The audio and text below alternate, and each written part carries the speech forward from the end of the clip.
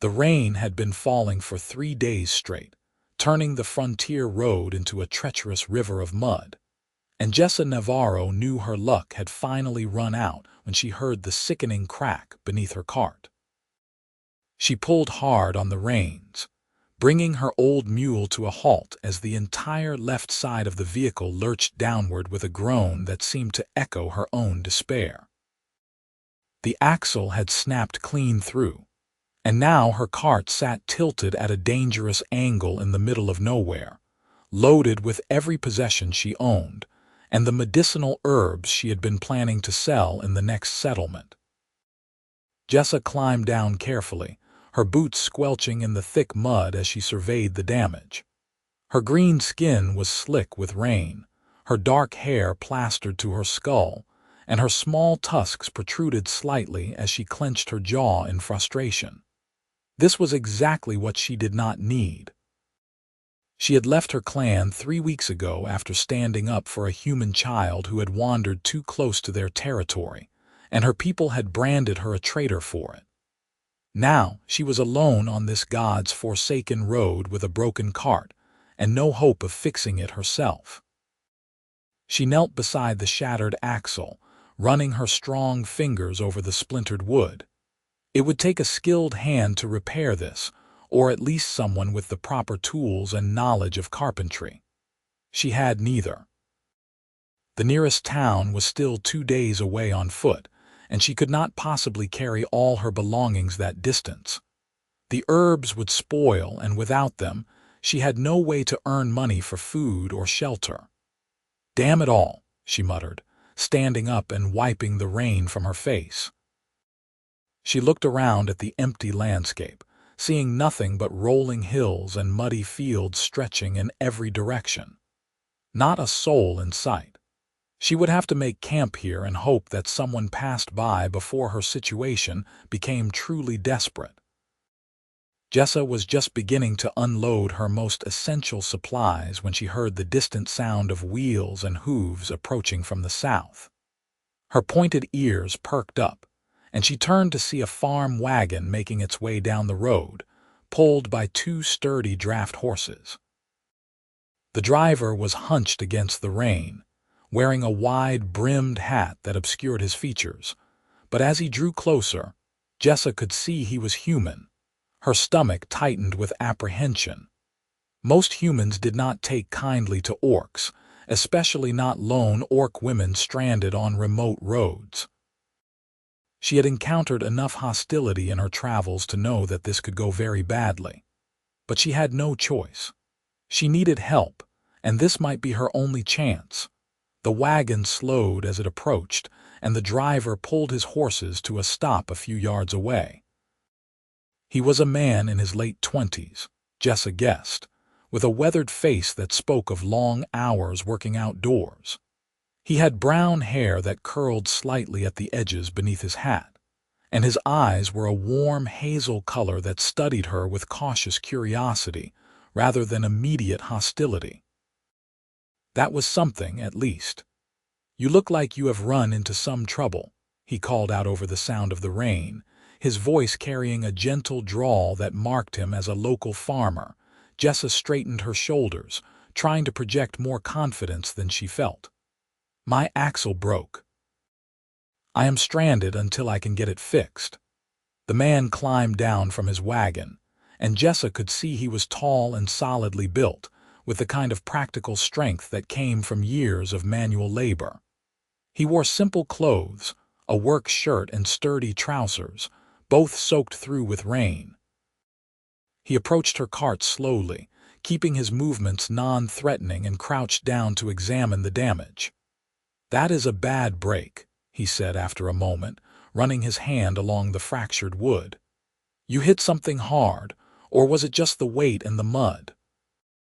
"Just the mud," Jessa replied, watching him carefully. "The road has been terrible for days." He nodded thoughtfully, then stood up and looked at her directly. His gaze was steady but not unkind. "I am Dorian Daniels. I have a farm about 5 miles west of here. I have the tools and wood to fix this, if you are willing to let me help." Jessa felt a flicker of surprise. She had expected suspicion, perhaps even hostility, but here was a human offering assistance as though it were the most natural thing in the world. "You would help me." "Even though I am an orc," Dorian shrugged, rainwater dripping from the brim of his hat. "A broken axle is a broken axle.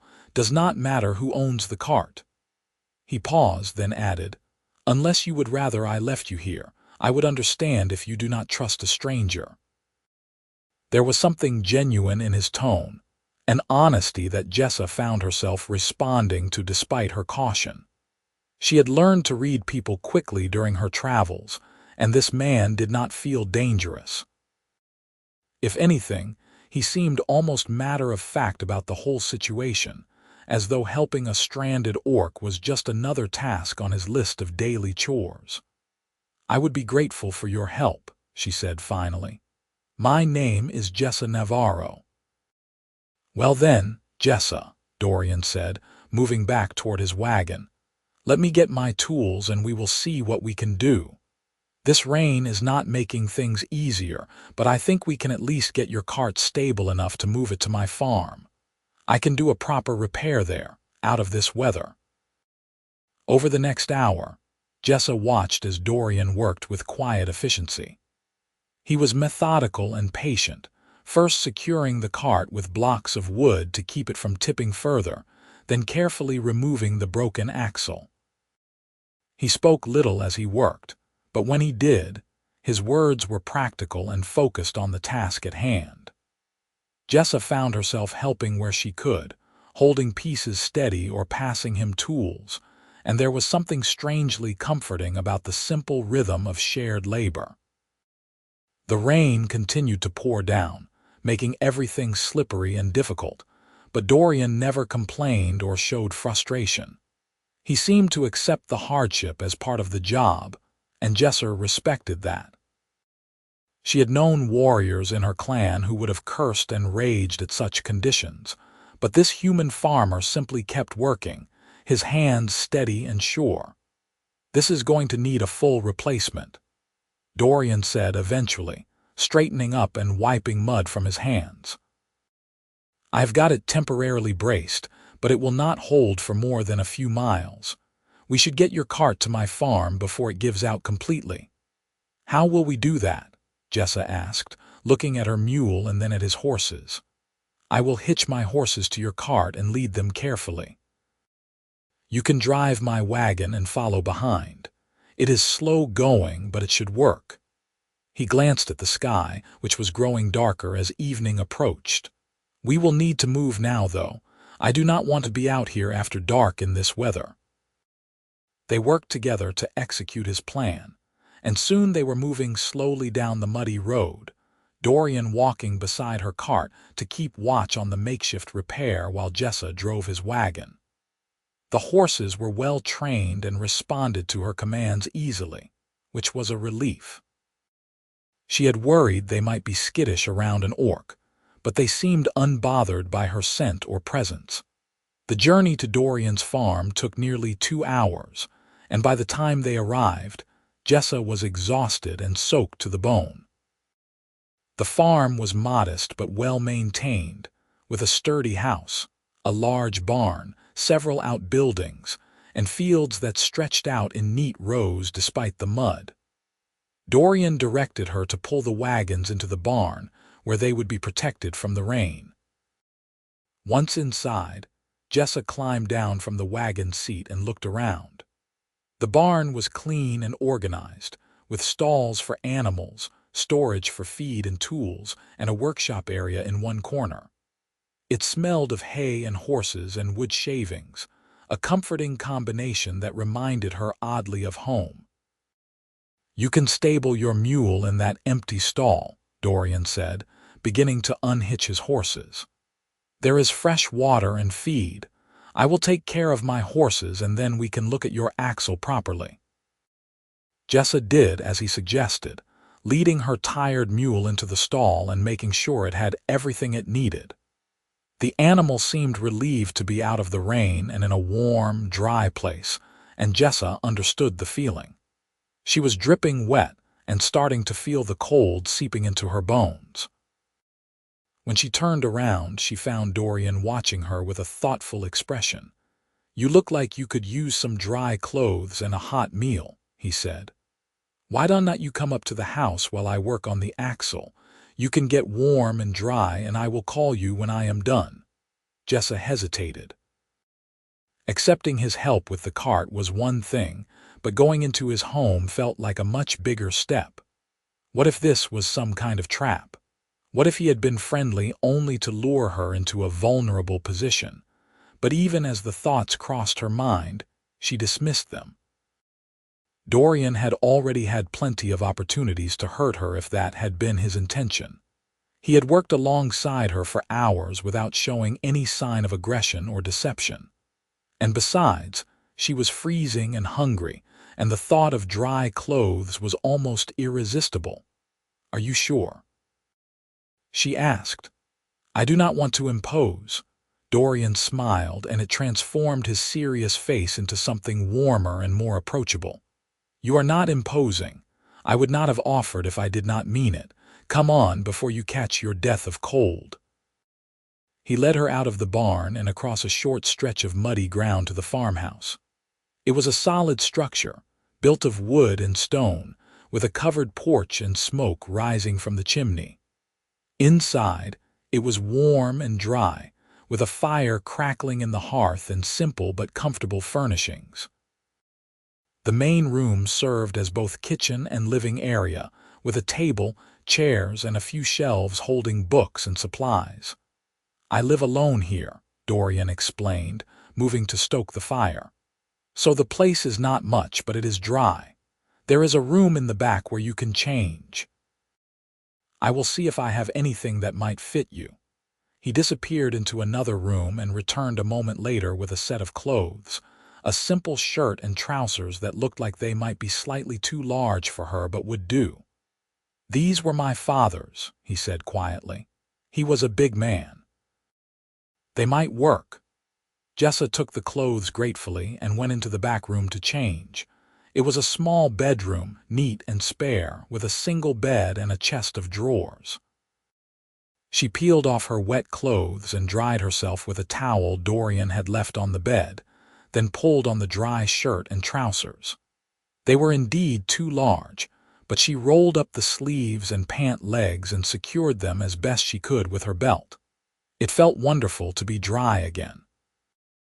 When she returned to the main room, Dorian had set a kettle over the fire and was preparing what looked like tea. "Feeling better?" he asked. "Much better. Thank you." Jessa sat down at the table, still marveling at the surreal quality of the situation. A few hours ago, she had been stranded and desperate. Now she was sitting in a warm house, wearing dry clothes with a human farmer making her tea.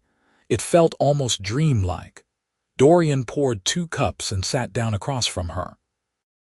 For a long moment, they just drank in silence, the warmth of the tea spreading through Jessa's body and chasing away the last of the chill. Finally, Dorian spoke. "So what brings you out on the road alone? It is not safe these days, especially not for someone traveling by themselves." Jessa wrapped her hands around her cup, considering how much to tell him. She decided on honesty. He had earned at least that much. "I left my clan. They did not approve of some of my choices, so I decided to strike out on my own. I have been traveling from town to town, selling herbs and medicine." "That must be hard," Dorian said quietly. "Leaving your people." "It was necessary," Jessa replied, her voice steady. "Sometimes you have to choose between what is right and what is expected." Dorian nodded slowly, as though he understood more than she had actually said. "My father used to say something similar. He believed that a person's character was defined by the choices they made when it was hard to do the right thing." "Your father sounds like he was a wise man." "He was. I lost him 2 years ago and my mother a year before that. So now it is just me and the farm." Dorian stared into his cup, a shadow of old grief crossing his face. "Some days it feels lonely, but the work keeps me busy." Jessa felt an unexpected pang of sympathy. She knew what it was like to be alone, to feel cut off from the connections that gave life meaning. "I am sorry for your loss. Thank you." Dorian looked up and met her eyes, and there was a moment of genuine connection between them, a recognition of shared experience. "So where are you headed once your cart is fixed?" "There is a town called Riverside about 2 days north of here. I heard they have a market where I can sell my herbs. After that, I do not know. Wherever the road takes me, I suppose. That is a hard way to live." "It is the only way I have right now." Dorian was quiet for a moment, then stood up. "Let me make us some food. You must be starving. Then I will go work on your axle. It should not take more than a few hours to replace it properly, now that I have all my tools and a dry workspace." He moved around the kitchen with practiced ease, preparing a simple but hearty meal of bread, cheese, and vegetable stew that had been simmering over the fire. Jessa watched him work, noting the efficiency of his movements and the quiet confidence he brought to even the smallest tasks. There was something deeply appealing about his competence, his lack of pretense. He was exactly what he appeared to be, nothing more and nothing less. They ate together, talking occasionally about neutral topics like the weather and the condition of the roads. Dorian asked about her herbal knowledge, and Jessa found herself explaining the different plants she gathered and their medicinal properties. He listened with genuine interest, asking intelligent questions that showed he was actually paying attention. "You know a lot about healing," he observed. "Did you learn that from your clan? My mother was a healer. She taught me everything she knew before she died." Jessa felt the familiar ache of that loss, even though it had been years ago. "I think she would have understood why I had to leave, even if the others did not." "I am sure she would have been proud of you," Dorian said softly. After they finished eating, Dorian excused himself and headed out to the barn to work on the axle. Jessa offered to help, but he insisted she rest and warm up properly. So she sat by the fire, feeling the tension gradually drain from her body as the heat soaked into her muscles. It had been so long since she had felt truly safe and comfortable that she had almost forgotten what it was like. Eventually, curiosity got the better of her, and she wandered back out to the barn to check on Dorian's progress. She found him in the workshop area, measuring and cutting a new axle from a sturdy piece of oak. He had stripped down to just his shirt despite the cool air, and she could see the muscles in his arms and shoulders working as he sawed through the wood. There was something mesmerizing about watching him work, the absolute focus he brought to the task. "I thought you were supposed to be resting," he said without looking up, a hint of amusement in his voice. "I was, but I am not good at sitting still for long." Jessa moved closer, examining the new axle he was shaping. "That looks like quality work." "I've been doing carpentry since I was a boy. My father taught me." Dorian paused to wipe sweat from his forehead, then continued working. "This oak should hold up much better than the pine you had before. Pine is too soft for heavy loads on rough roads. I did not choose the wood. The cart was given to me by a merchant I helped when his son was sick. I did not realize the axle was weak." "Well, you will not have that problem anymore. This will last you years if you take care of it." Jessa watched him work for a while longer, then began cleaning and organizing his tools without being asked. It felt natural to fall into the rhythm of shared labor again, and Dorian accepted her help without comment. They worked together in companionable silence, and Jessa found herself relaxing in a way she had not experienced in months. It was well past midnight by the time Dorian finished installing the new axle.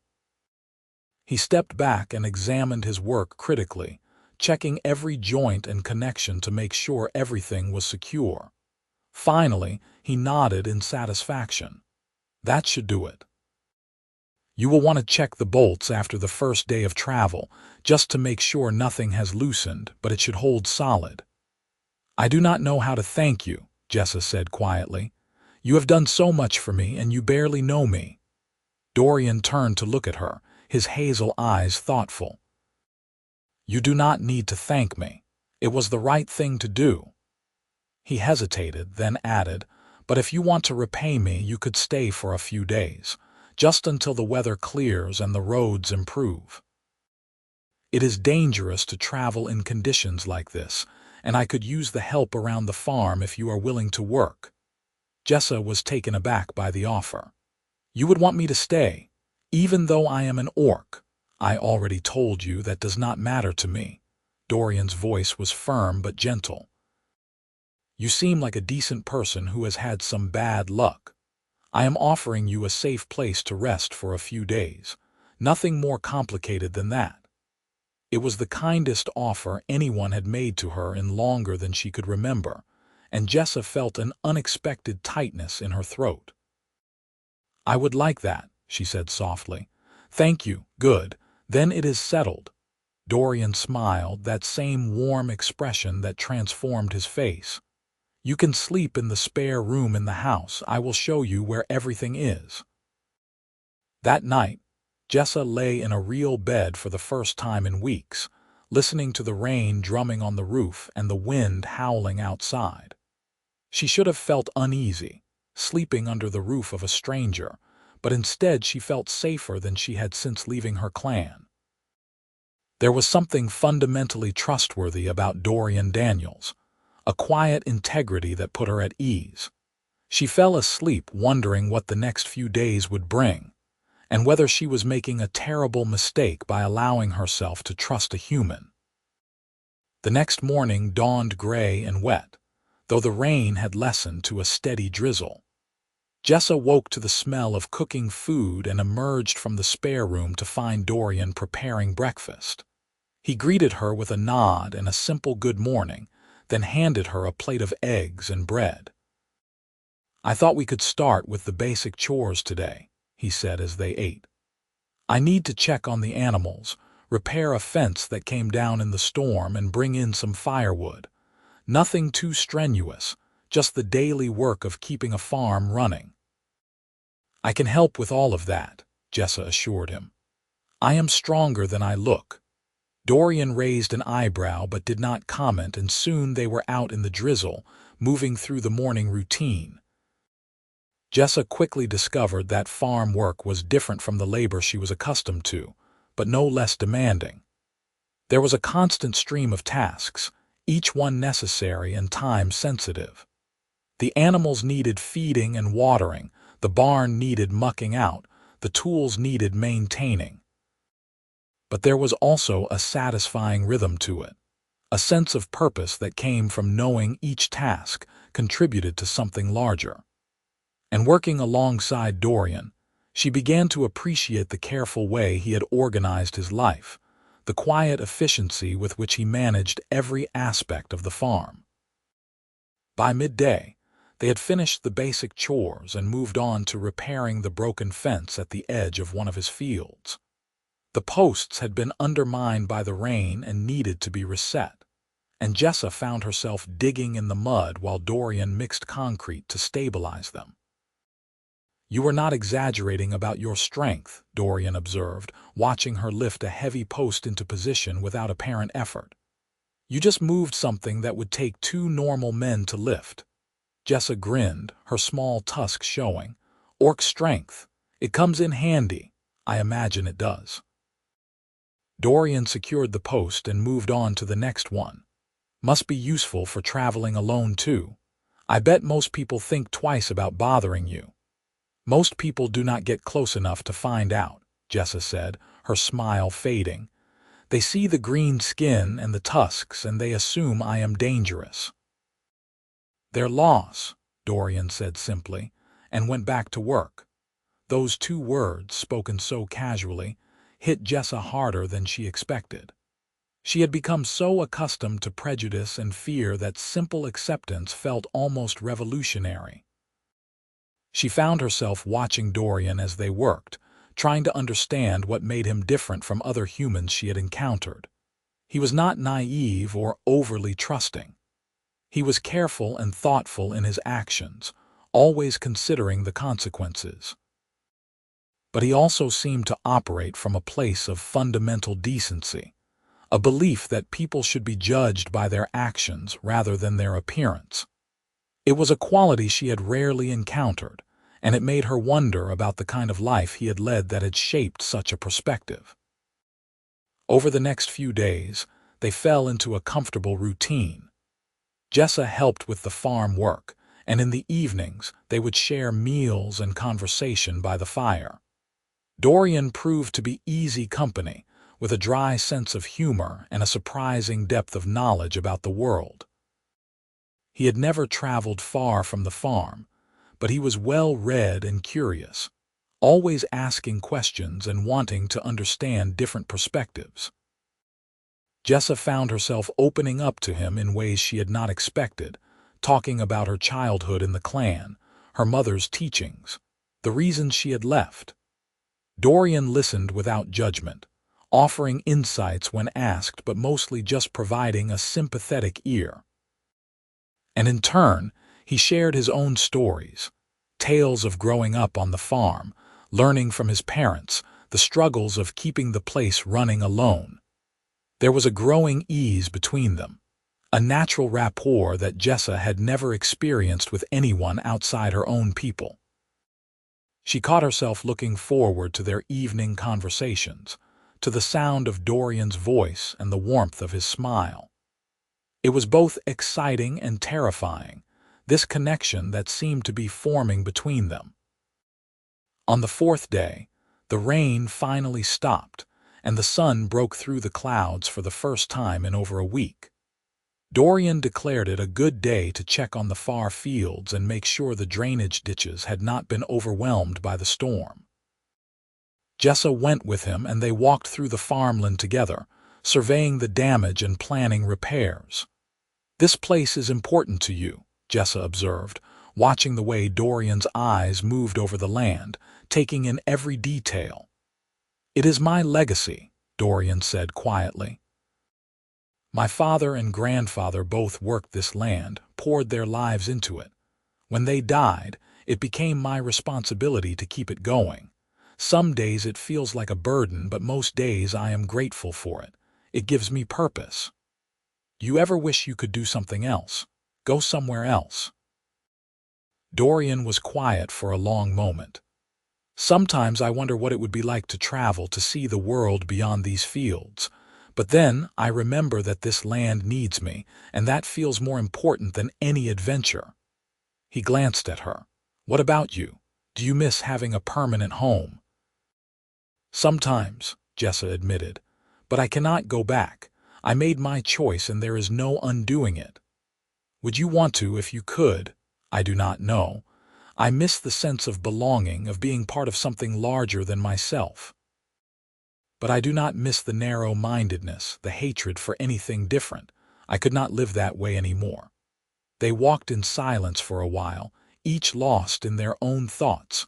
Finally, Dorian spoke again. "What if you found a new place to belong, somewhere you could put down roots?"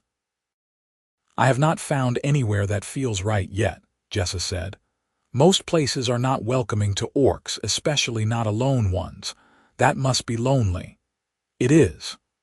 The admission slipped out before Jessa could stop it, and she felt suddenly vulnerable. She had spent so long building walls around herself, refusing to acknowledge the deep ache of isolation. But something about Dorian made her want to be honest, to let down her guard. Dorian reached out and gently touched her arm, a brief gesture of comfort. "For what it is worth, I am glad you ended up here. You have been good company and a huge help with the farm." Jessa felt warmth spread through her chest at his words, and she realized with startling clarity that she did not want to leave. She had only meant to stay a few days, but the thought of getting back on the road and continuing her solitary wandering felt suddenly unbearable. She liked it here. She liked the work, the routine, the sense of purpose. and more than anything she liked being around Dorian, but she could not stay. She had no right to impose on his hospitality indefinitely, and besides, what kind of life could she build here?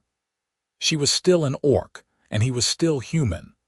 The world would not look kindly on any deeper connection between them. "I should probably be moving on soon," she said, trying to keep her voice neutral. "The roads will be dry enough to travel in a day or two."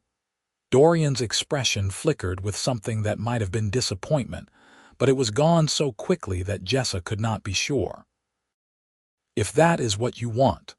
But the offer to stay longer stands if you are interested. I was not just being polite. Having help around here has made a real difference, and I would be happy to provide room and board in exchange for labor. A fair arrangement." Jessa's heart leapt at the possibility, but she forced herself to be practical. People in the area would talk.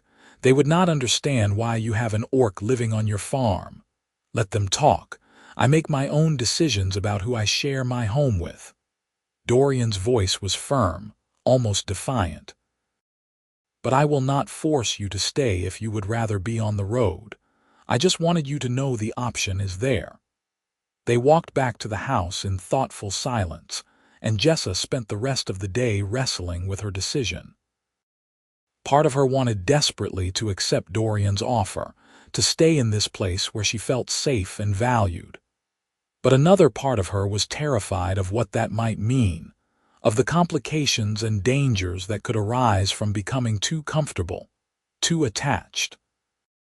That evening, as they sat by the fire after dinner, Jessa finally voiced the question that had been nagging at her. "Why are you being so kind to me? Most humans would not even stop to help a stranded orc, let alone invite one into their home." Dorian set down his cup and looked at her seriously. "My father once told me a story.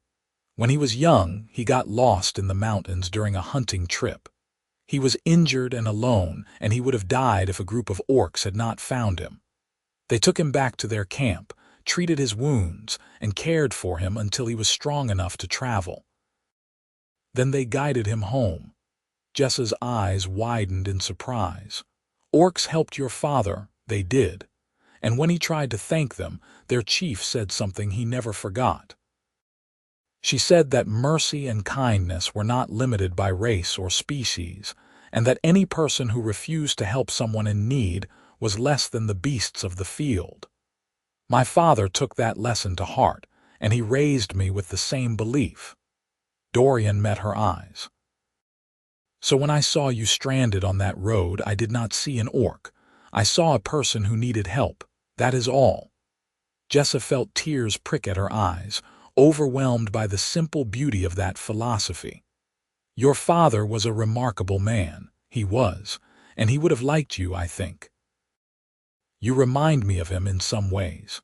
The same sense of integrity, of standing by your principles even when it is hard." The conversation drifted to other topics after that, but Jessa could not stop thinking about what Dorian had told her. His kindness was not random or impulsive.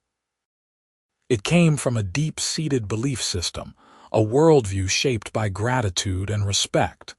And that made it all the more meaningful. Later that night, lying in bed, Jessa made her decision. She would stay, at least for a while longer. She deserved this small piece of happiness, this respite from the loneliness and hardship of the road. And if people talked, if there were complications, she would deal with them as they came. For now, she just wanted to be here, in this place where she felt like she mattered. The next morning, she told Dorian of her decision over breakfast. His face lit up with genuine pleasure, and that smile alone was worth whatever risks came with staying. "I am glad," he said simply. "Really glad." And so Jessa became a more permanent fixture on the farm, her temporary stay extending into weeks, and then into months. She threw herself into the work with enthusiasm, discovering a talent for animal husbandry and a surprising enjoyment of the agricultural rhythms. The physical labor was demanding but satisfying, and she loved seeing the tangible results of her efforts. Dorian proved to be an excellent teacher, patient and encouraging as he showed her the intricacies of farm management. They worked side by side from dawn to dusk, and Jessa found herself constantly impressed by his knowledge and skill. He knew when to plant and harvest, how to read the weather, which fields needed rest and which needed fertilization. He could doctor sick animals, repair complex machinery, and solve problems with an intuitive understanding that came from years of experience. But it was not just his competence that drew her to him. It was the way he treated her, with consistent respect and kindness. He never made her feel like a burden or an outsider. He valued her opinions, laughed at her jokes, and included her in every decision about the farm. He made her feel like a partner rather than a hired hand, and that sense of belonging was intoxicating. As summer turned to autumn, Jessa realized she was falling in love with him. It crept up on her slowly, in small moments that accumulated into something undeniable. The way he would bring her water when she was working in the fields under the hot sun. The sound of his laughter when she told stories about her childhood misadventures. The comfortable silences they shared in the evenings, sitting on the porch and watching the sunset paint the sky in shades of gold and crimson. She tried to fight it, knowing that such feelings could only lead to heartache. She was an orc and he was human, and no matter how progressive his views, the world would never accept them as anything more than friends or colleagues. But the heart did not listen to logic, and her feelings only grew stronger with each passing day. She wondered if Dorian felt anything similar.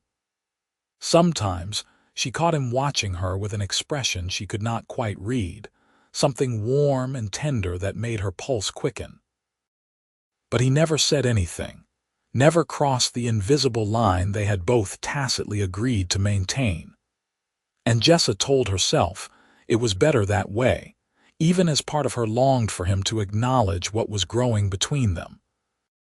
One crisp October morning, they were working together to harvest the last of the vegetables from the garden when Dorian suddenly straightened up, squinting toward the road. Jessa followed his gaze and saw 3 men on horseback approaching the farm. Her stomach tightened with apprehension.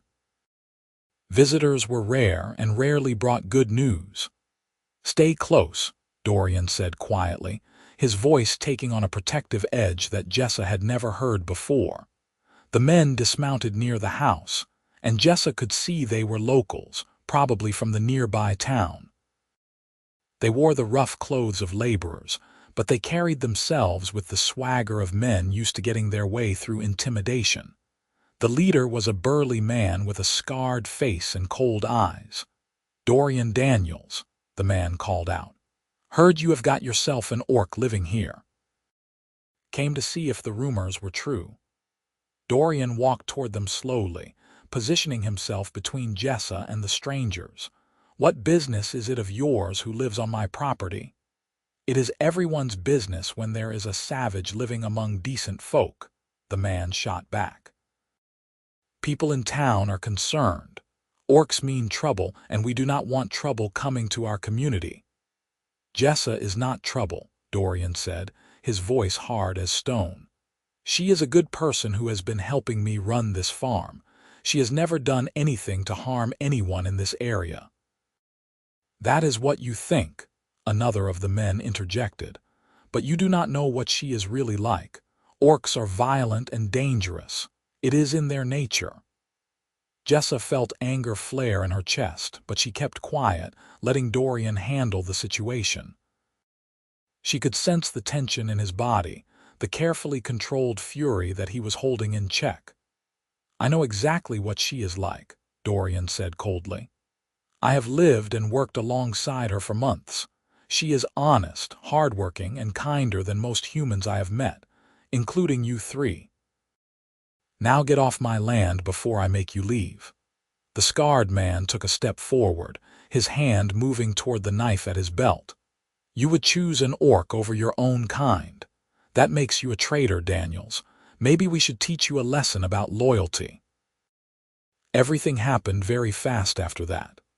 The man lunged toward Dorian, knife drawn, but before Jessa could even react, Dorian had sidestepped the attack and delivered a devastating punch to the man's jaw.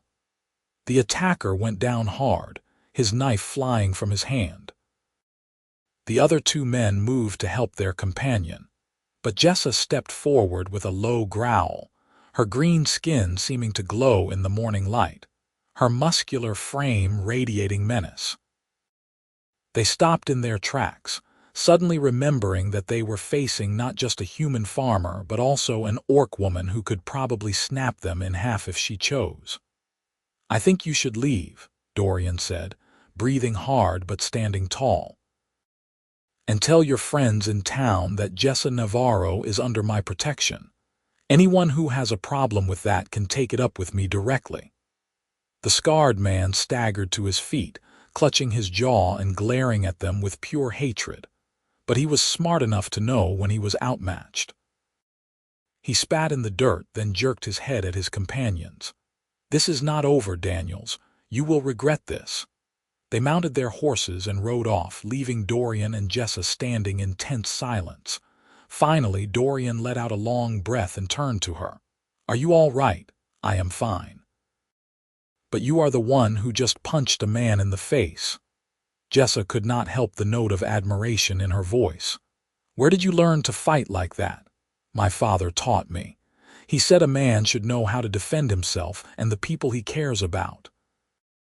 Dorian rubbed his knuckles, which were already starting to bruise. "I am sorry you had to deal with that.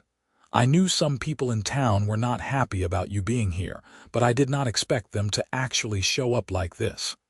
"You defended me," Jessa said softly. "You stood up for me against your own people." "Of course I did." Dorian looked at her with an intensity that made her breath catch. "Did you think I would let them hurt you?" "I do not know what I thought." Jessa took a step closer to him, her heart pounding. "But thank you. No one has ever done something like that for me before." They stood there for a long moment, the space between them charged with unspoken emotion. Jessa could see something shifting in Dorian's eyes, a wall coming down, and she knew that they were standing at a precipice, about to cross a line that could not be uncrossed. "Jessa," Dorian said, his voice rough with emotion, "I need to tell you something. I have been trying to ignore it, trying to be sensible, but after what just happened, I cannot keep quiet anymore. I have feelings for you, strong feelings. I think I might be falling in love with you, and I do not know what to do about it." Jessa felt her world tilt on its axis. She had hoped, had dreamed, but she had never truly believed he might feel the same way. "You love me." "I think so, yes. I know it is complicated. I know there are 1,000 reasons why we should not do this, but I cannot stop how I feel. You have become the most important person in my life, and the thought of you leaving tears me apart." Dorian reached out and gently cupped her face with his hand. "Tell me I am not alone in this. Tell me you feel something too." "I feel everything," Jessa whispered, leaning into his touch. "I have been in love with you for months, but I was too afraid to say anything. I thought you could never see me as anything more than a friend." "I see you as everything," Dorian said, and then he was kissing her, his lips soft and warm against hers, and Jessa felt like she was flying and drowning all at once. She wrapped her arms around him and kissed him back with all the pent-up longing and need she had been suppressing, and nothing had ever felt more right. When they finally broke apart, both breathing hard, Dorian rested his forehead against hers. "We are going to face opposition. People will not understand. It might get dangerous."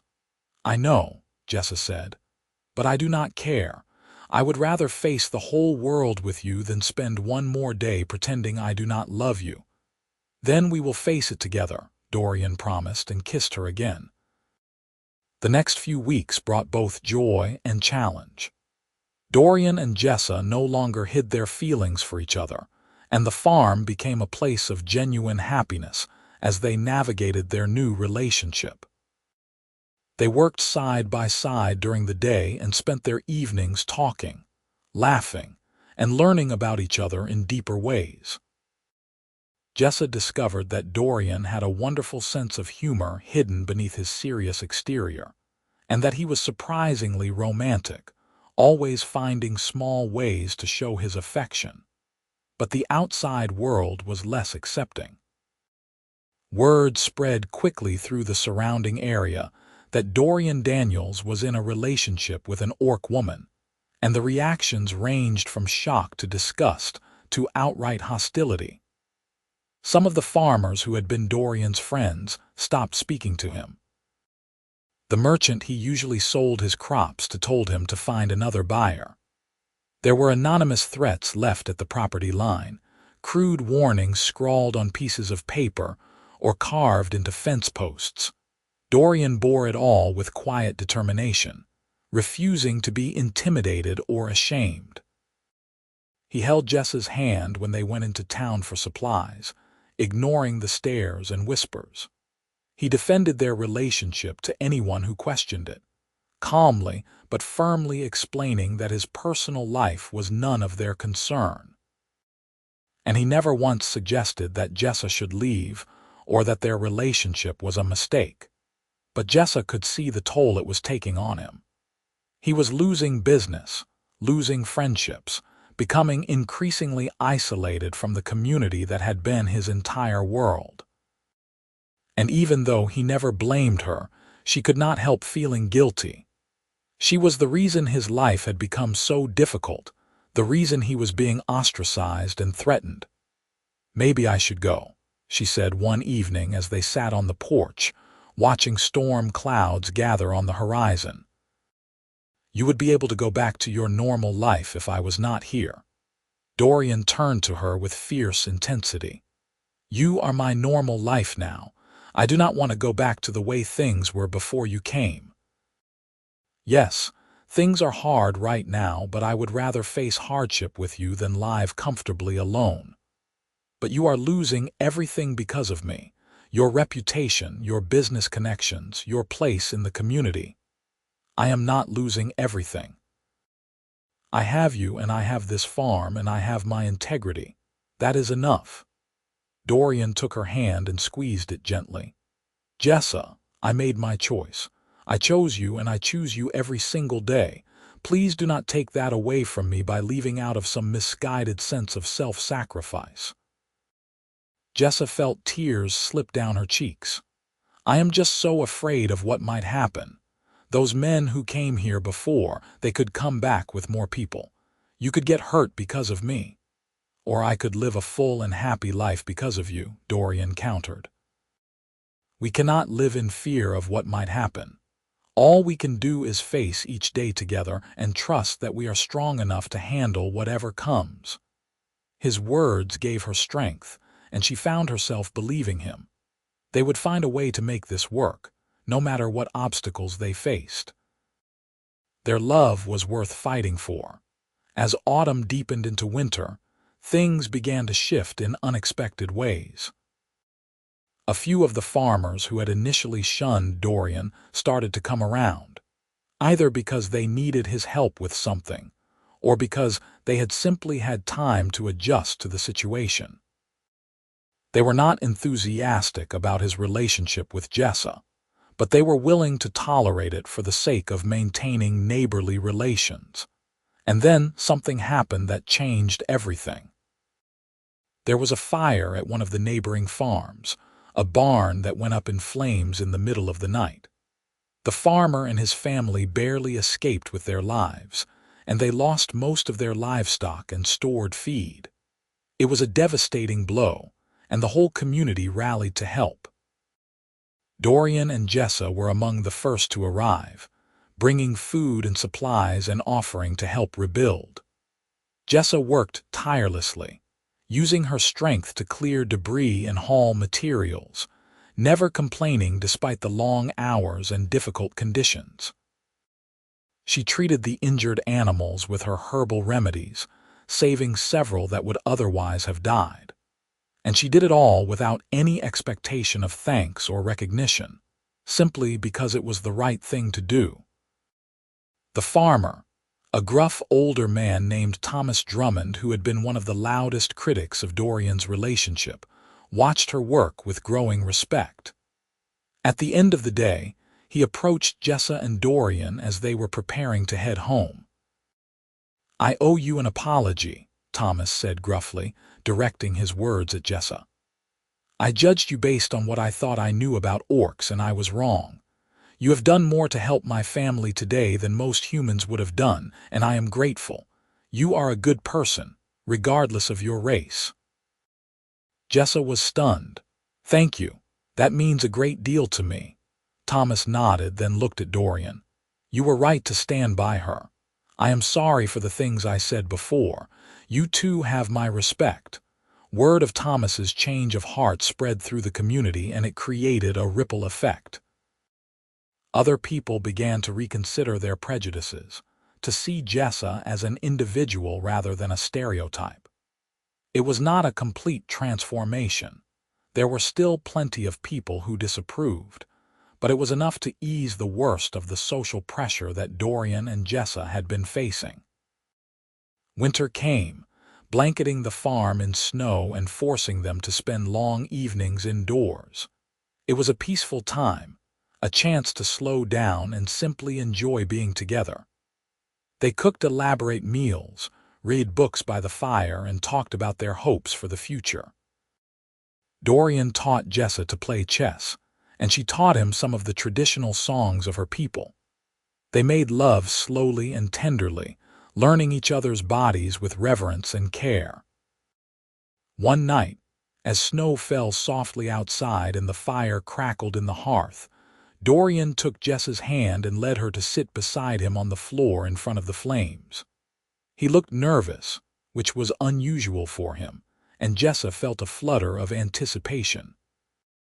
"I have been thinking about our future," Dorian began, his voice careful, "about what we are building here together, and I realize that I want to make it official. I want everyone to know that we are committed to each other for the rest of our lives." Jessa's heart began to race. "What are you saying?" Dorian reached into his pocket and pulled out a small wooden box. He opened it to reveal a ring, simple but beautiful, carved from a dark wood and inlaid with a band of silver. "I made this myself. It is not fancy, but it comes from the heart. Jessa Navarro, will you marry me?" Jessa stared at the ring, then at Dorian's earnest face, and felt tears spill down her cheeks. "You want to marry me, really, more than anything. I love you, Jessa. I want to spend the rest of my life with you. I want to build a family with you, grow old with you, face every joy and challenge with you by my side." Dorian's voice was thick with emotion. "Please say yes." "Yes," Jessa sobbed, throwing her arms around him. "Yes, of course, yes. I love you so much." Dorian slipped the ring onto her finger, and they held each other tightly, both crying and laughing at the same time. It was the happiest moment of Jessa's life, a culmination of all the hope and love she had found in this unexpected place. They were married in the spring, in a simple ceremony on the farm with a handful of witnesses. Thomas Drummond attended, as did several other neighbors who had come to accept their relationship. It was not a large or elaborate affair, but it was filled with genuine warmth and joy. Jessa wore a simple white dress that she had sewn herself, and Dorian wore his best suit. They exchanged vows under a flowering apple tree, promising to love and support each other through whatever life might bring. When Dorian kissed his bride, the small crowd cheered, and Jessa felt a sense of belonging so profound it took her breath away. She was no longer alone. She had a husband, a home, a community that was slowly learning to accept her. She had everything she had ever dreamed of and more. The years that followed were not always easy. There were still moments of prejudice and difficulty, times when the world reminded them that they were different, and that some people would never accept their union. But there were also moments of profound beauty and happiness, times when their love felt like the most natural and powerful force in the world. They expanded the farm, adding new fields and livestock. Jessa developed a thriving business selling her medicinal herbs and remedies, and people came from miles around seeking her help. She became known not as the orc woman living on Daniel's farm, but as Jessa Daniels, the healer and Dorian's wife. It was a hard-won respect, but it was real. 3 years after their wedding, Jessa discovered she was pregnant. The news filled them both with joy and terror in equal measure. They knew that raising a half-orc child in a world that was still learning to accept their relationship would be challenging, but they were determined to give their baby a loving home and a chance at a good life. Their daughter was born on a warm summer evening, delivered by a midwife from town who had become a friend. She was beautiful, with Dorian's warm hazel eyes and Jessa's pointed ears, with skin that was a lighter shade of green than her mother's. They named her Deanna, after Dorian's mother, and from the moment Jessa held her in her arms, she knew that everything she had been through had been worth it for this. Dorian was a devoted father, patient and loving, always ready with a story or a song. He carried Deanna through the fields on his shoulders, teaching her about the crops and the animals. He protected her fiercely, but never made her feel like she needed to hide who she was. And Jessa taught her daughter about her orc heritage, about the traditions and stories of her people, about being proud of every part of herself. As Deanna grew, she became a bridge between two worlds. The children in the nearby town were curious about her, rather than fearful, and she made friends easily with her bright personality and generous heart. Through her, the community continued to evolve, continued to learn that love and family transcended race and species. One evening, when Deanna was 5 years old, the family sat together on the porch watching the sunset. Deanna was nestled between her parents, chattering happily about something that had happened at the neighbor's farm earlier that day. Jessa listened with a smile, one hand resting on Dorian's knee, feeling utterly content. "I have been thinking," Dorian said quietly, interrupting Deanna's story gently, "about how we got here. About that day when your mother's cart broke down in the mud and I stopped to help. If I had just kept driving, if I had decided it was not my problem, none of this would exist. We would never have met, never fallen in love, never had our beautiful daughter. But you did stop," Jessa said softly. "You chose kindness over fear, and it changed both our lives." "It was the best decision I ever made," Dorian said, leaning over to kiss her forehead. "I would not change a single thing." "Neither would I," Jessa agreed, pulling him closer. "Not even the hard parts. They made us who we are." Deanna looked up at her parents with wide, curious eyes. "Tell me again about how you met, about the broken cart and the mud." So Dorian began the story, his voice warm and rich in the twilight. He told her about the rainy day when he found an orc woman stranded on the road, about how he fixed her cart and offered her a place to stay. He told her about the months of working together, of learning to trust and respect each other, of falling slowly and inevitably in love. He told her about the challenges they faced and the courage it took to choose each other despite the world's disapproval. And as Jessa listened to her husband tell their story to their daughter, she felt a deep sense of peace. She had lost so much when she left her clan, had spent so long feeling adrift and alone. But that broken axle in the mud had led her to this, to a life richer and more meaningful than anything she could have imagined. She had found her home, not in a place but in a person. In the quiet, steady love of a farmer who had stopped to help a stranger and ended up losing his heart. And in losing it, had found everything that truly mattered. As the stars began to appear in the darkening sky, Jessa squeezed Dorian's hand and felt him squeeze back. They sat together as a family, surrounded by the land they had built a life on, and watched the night settle peacefully over their little corner of the world. The farm continued to thrive over the following years, becoming not just a source of livelihood, but a symbol of what was possible when people chose love over prejudice. More travelers began to stop by, word having spread about the unusual but welcoming household. Some were curious, some were seeking Jessa's healing skills, and some were simply looking for proof that different peoples could live together in harmony. Jessa took it all in stride, greeting each visitor with patience and warmth. She had learned that changing minds was a slow process, accomplished not through grand gestures but through consistent, everyday kindness. She treated the sick regardless of their race, shared her knowledge freely, and never turned away anyone who came seeking help. Dorian supported her in every way he could, proud of the woman his wife had become. She was no longer the stranded, uncertain traveler he had met on that muddy road years ago. She had grown into a confident, respected member of the community, someone people turned to in times of need. And yet she remained the same person at her core, the woman with a fierce sense of justice and an enormous capacity for compassion. Their daughter Deanna grew into a bright, spirited child who moved easily between the human and orc worlds. When she was 7, Jessa began teaching her about herbal medicine, showing her which plants had healing properties and how to prepare them.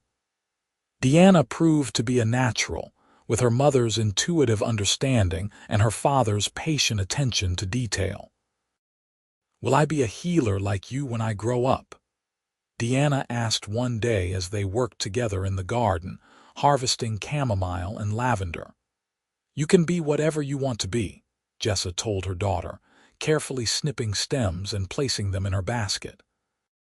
"But if you choose to be a healer, I will teach you everything I know." "I want to help people like you do," Deanna said seriously. "I want to make them feel better when they are hurting." Jessa felt her heart swell with pride. "Then I will teach you, little one. But remember, healing is not just about herbs and remedies. It is about listening, about understanding people's pain, about giving them hope. Those are the most important lessons." That summer, a group of orcs passed through the area, traveling to new territory. They camped at the edge of Dorian's property, and one evening their leader came to the house to ask permission to draw water from the well. She was an older orc woman with shrewd eyes and elaborate tribal markings, and she studied Jessa with open curiosity. "You are the orc who lives with humans," she said, her voice neither approving nor condemning, simply stating a fact. "I am," Jessa replied, standing tall and meeting the woman's gaze directly. "This is my home and these are my people now." The orc leader glanced around, taking in the well-maintained farm, the sturdy house, the gardens bursting with growth. Her eyes lingered on Deanna, who was peeking out from behind Dorian's legs. "You have a half-blood child." "I have a daughter," Jessa said firmly. "And she is beautiful and strong and loved." The woman was silent for a long moment, then nodded slowly. "You have chosen a hard path, sister, but I can see you have found what you were seeking. There is no shame in that." It was a small moment of acceptance, but it meant the world to Jessa. She had wondered sometimes if all orcs would see her as a traitor, as someone who had turned her back on her heritage. But this woman's words suggested that at least some understood that finding happiness was not a betrayal. The orc group stayed for 3 days, and during that time, Jessa spent hours talking with them, reconnecting with aspects of her culture she had thought lost forever. They shared stories and songs, and Jessa felt a part of herself come alive that had been dormant for years.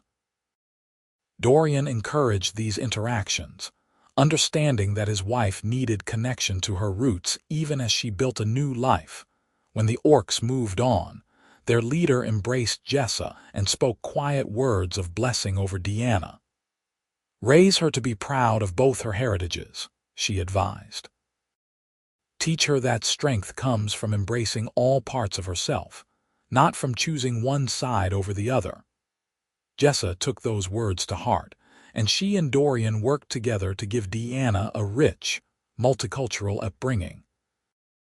They celebrated both human and orc traditions, taught her about both people's histories, and made sure she understood that her mixed heritage was a gift, not a curse. As more years passed, the farm became something of a sanctuary for others who were caught between worlds. A young orc man who had been exiled from his clan came to work for them, finding acceptance and purpose. A human woman who had fallen in love with an orc visited seeking advice on how to handle her family's disapproval. Slowly, a small community of like-minded people formed around Dorian and Jessa's farm, people who believed that love and respect mattered more than tradition or prejudice. Dorian and Jessa's relationship continued to deepen and evolve. They learned each other's languages, both literal and emotional, understanding the small signals and needs that made their partnership work. They had their disagreements, of course, moments of frustration or misunderstanding. But they always worked through them, committed to honest communication and mutual respect. On their 10th wedding anniversary, Dorian surprised Jessa by taking her back to the spot where her cart had broken down all those years ago. The road had been improved since then, properly drained and maintained, but she still recognized the bend where she had heard that terrible crack. "I wanted to come back here," Dorian said, holding her hand as they stood on the side of the road, "to remember how we started. Sometimes when things get difficult, I think about that day, about how you could have refused my help out of fear or pride, about how I could have kept driving and never looked back. We both made choices that day that changed our lives forever." "Best choice I ever made," Jessa said, echoing his words from years ago. "Accepting your help, staying on your farm, opening my heart to you. All of it." "I found something in the barn the other day," Dorian said, pulling a piece of splintered wood from his pocket. "A fragment of your old axle. I have been keeping it all these years like a memento." Jessa laughed, tears springing to her eyes. "You kept a piece of my broken cart." "I kept a piece of the moment that brought us together," Dorian corrected gently. "Every time I see it, I remember that even broken things can lead to something beautiful." They kissed there on that road, in the spot where their story had begun, and Jessa felt the circle of their lives closing in the most perfect way. They had been through so much together, had faced prejudice and danger and doubt. But they had emerged stronger, their love tempered like steel and fire.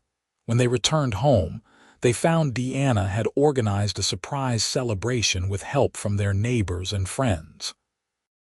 The yard was decorated with lanterns and flowers, and tables were laden with food.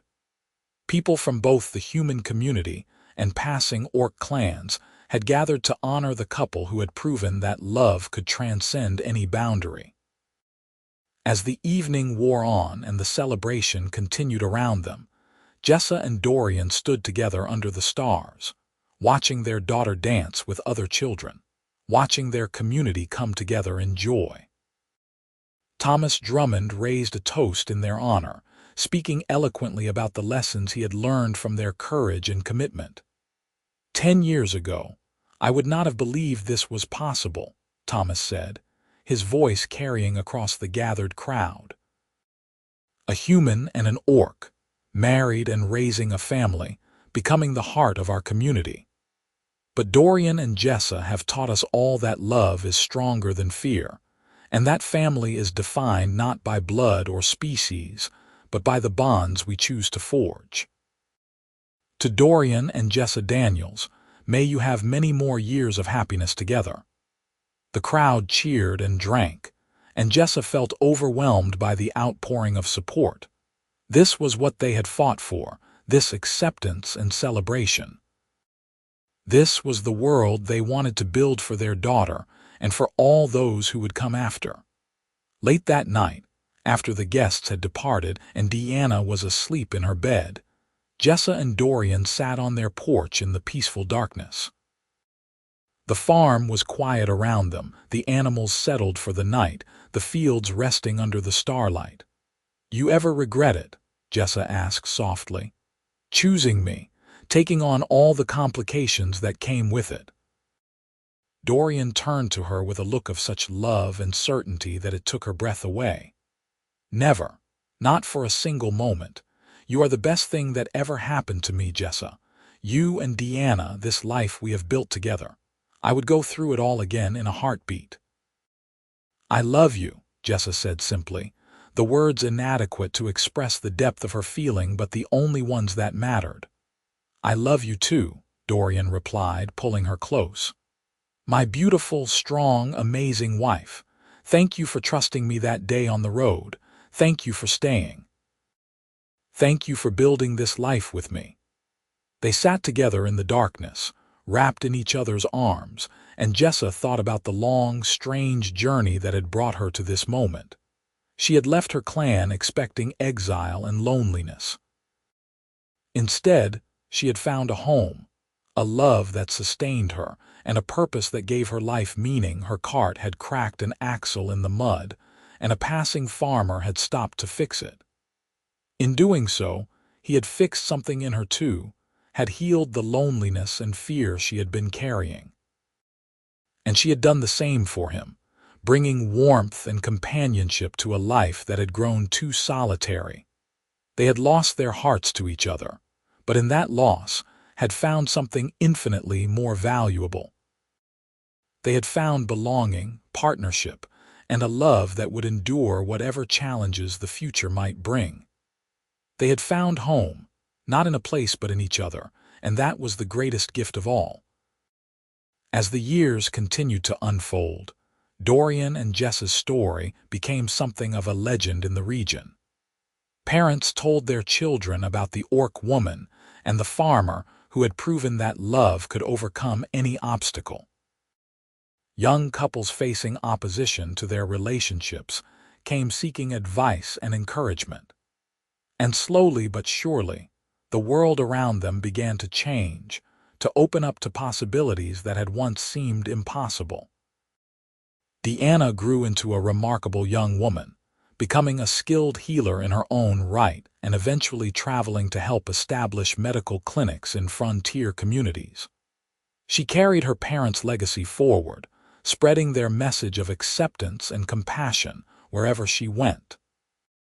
And on that farm, in that house where an unlikely love story had unfolded, Dorian and Jessa grew old together. They worked side by side until their bodies would no longer allow it, then sat on their porch and watched the younger generation take over the farm's operation.